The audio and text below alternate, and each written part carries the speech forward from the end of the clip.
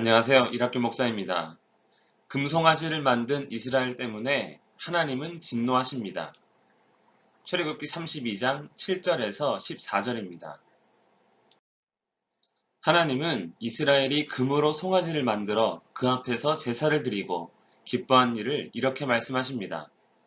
내가 애굽 땅에서 인도하여 낸 내 백성이 부패하였도다. 얼마나 진노하셨는지 내 백성했던 하나님께서 내 백성, 즉 모세의 백성이라고 부를 정도입니다. 이스라엘은 송아지 형상을 만들어 여호와 하나님이라고 칭했지만 하나님은 분명히 선을 긋습니다. 너희를 애굽 땅에서 인도하여 낸 너희 신이라 하였도다. 이스라엘이 어떤 의도를 가졌든지 간에 송아지 형상은 절대로 하나님을 상징할 수 없으며 상징해서도 안 되는 것입니다. 하나님은 부패한 이스라엘을 목이 뻣뻣한 백성이라 말씀하십니다. 즉, 주인의 말을 의도적으로 듣지 않는 고집센 가축으로 비유하십니다. 그만큼 하나님은 이스라엘에 대해 화가 나셨습니다.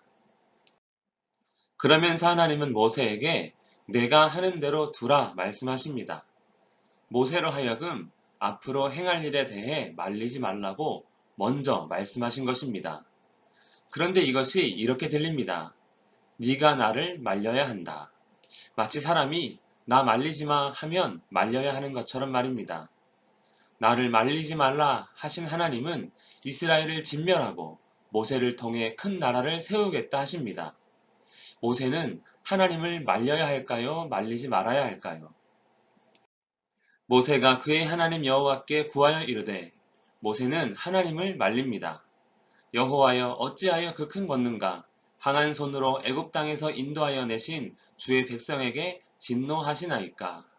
모세는 이스라엘을 위해 중보하고 있습니다. 중보란 무엇입니까? 갈등과 문제가 있는 사이에서 화해를 하도록 도모하는 일을 의미합니다. 특별히 성경에서의 중보는 하나님과 사람 사이에서 죄로 인해 원수가 된 관계에 화평을 갖도록 하는 일입니다. 모세는 하나님과 이스라엘 사이를 중보하고 있는 것입니다. 그런데 모세의 중보의 내용이 특이합니다. 분명히 잘못은 이스라엘이 했는데 하나님이 수치를 당할 수 있으니 화를 내지 말아야 한다는 것입니다. 창조주시요 신실하신 여호와 하나님이 사실은 악한 신이었구나 말할 수 있다는 것입니다. 주의 백성에게 이 화를 내리지 마옵소서. 모세는 이스라엘을 하나님의 백성이라고 말하며 하나님을 말리고 있습니다. 그리고 이스라엘의 구원의 이유가 그들의 의가 아니라 그들의 조상 아브라함과 이삭과 야곱과 맺은 언약임을 기억하실 것을 말하며 중보하는 모세입니다.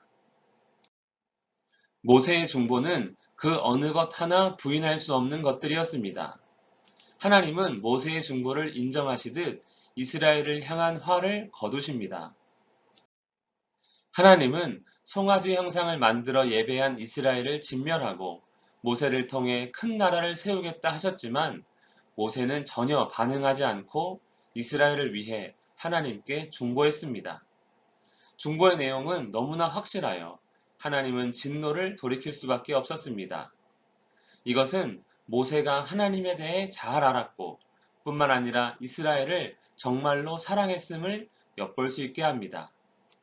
우리도 모세와 같이 하나님을 아는 지식과 그리스도의 몸된 교회에 대한 사랑으로 교회를 섬기면 얼마나 좋을까 생각해 봅니다.